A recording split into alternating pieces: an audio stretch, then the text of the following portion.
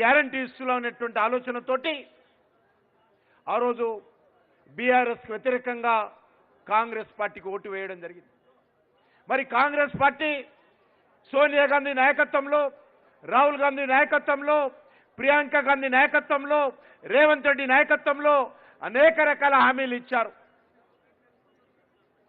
ఈరోజు 2 సంవత్సరాలు కావస్తుంది. మరి ఈరోజు రేవంత్ రెడ్డి రాష్ట్రమంతా పర్యటిస్తూ ఉన్నాడు.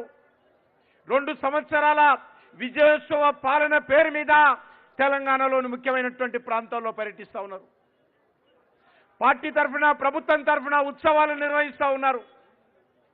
నేను ఈ సందర్భంగా ముఖ్యమంత్రి రేవంత్ రెడ్డి గారు ఒకటే సవాల్ చేస్తా ఉన్నాను.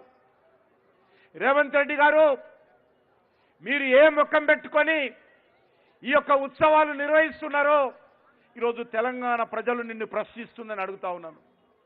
భారతీయ జనతా పార్టీ నిన్ను ప్రశ్నిస్తుంది. మీరు ఇచ్చినటువంటి హామీలేంటి, మీరు అమలు చేసినటువంటి పరిస్థితి ఏందో మీరు ఈ సభలలో ఎందుకు చెప్పడం లేదు అడుగుతా ఉన్నాను. ఎంతసేపు ఆయన 2 చెప్తాడు. ఒకటి ఫ్రీ బస్సు, ఒకటి సన్నబియ్యం.